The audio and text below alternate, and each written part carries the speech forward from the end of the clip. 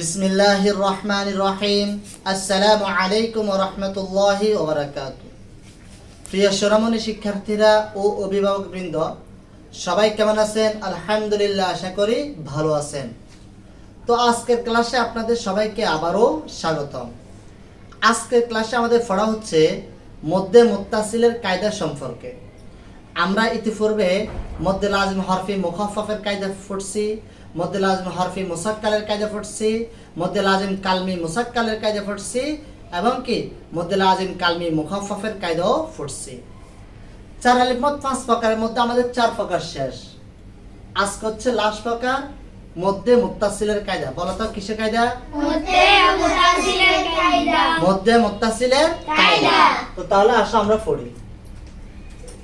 মদ্দে মুত্তাসিল, মদ্দে মুত্তাসিল, মদ্দে মুত্তাসিল, মদ্দে মুত্তাসিল, মদ্দে মুত্তাসিল, মদ্দে মুত্তাসিল, মদ্দে মুত্তাসিল। মদ্দে মুত্তাসিল। মধুর হরফের উপরে চিহ্ন মোটা, মধুরের পরে চিহ্ন মোটা, মধুর হরফের উপরে চিহ্ন মোটা, মধুরের পরে চিহ্ন মোটা, মধুর হরফের উপরে চিহ্ন মোটা, মধুরের পরে চিহ্ন মোটা, মধুর হরফের উপরে চিহ্ন মোটা, মধুরের পরে চিহ্ন মোটা, মধুর হরফের উপরে চিহ্ন মোটা, মধুরের পরে চিহ্ন মোটা, মধুর হরফের উপরে চিহ্ন মোটা। মধুরের পরে চিহ্ন মোটা।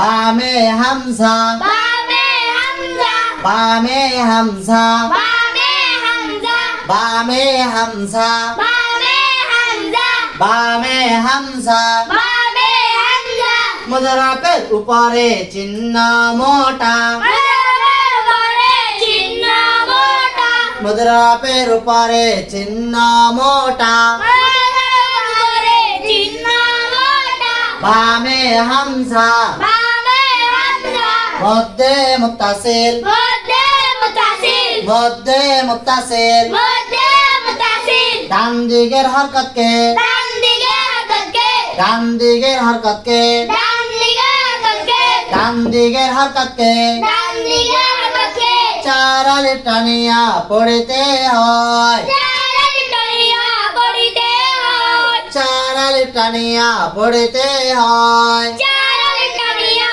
পড়িতে হয়। মদ্দে মুত্তাসিল, মদ্দে মুত্তাসিল, মধুর হরফের উপরে চিহ্ন মোটা। মধুরের পরে চিহ্ন মোটা, বামে হামজা, বামে হামজা, মদ্দে মুত্তাসিল। মদ্দে মুত্তাসিল, ডান দিকের হরকতকে ডান দিকে হরকতকে, চার আলিফ টানিয়া পড়িতে হয়। চার আলিফ টানিয়া পড়িতে হয়। যেমন, যেমন এবার সবাই যেমনের দিকে খেয়াল করো।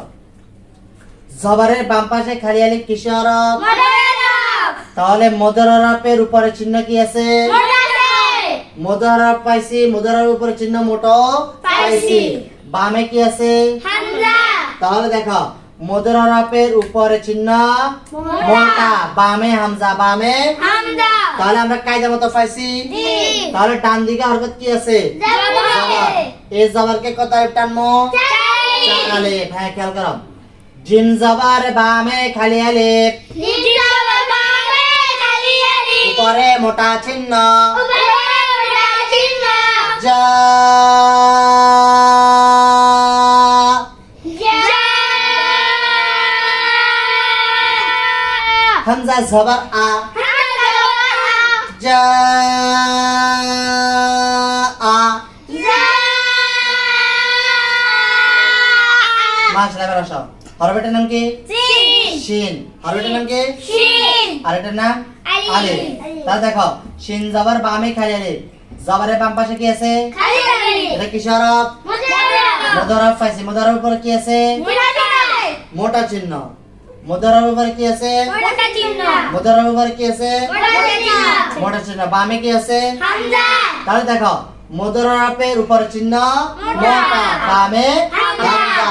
তাহলে এই ডান দিকে হরকত কি কত আলিফ টানমু? চার আলিফ। দাও। শিন জবর বামে খালি আলিফ, শিন জবর বামে খালি আলিফ, উপরে মোটা চিহ্ন। উপরে মোটা শা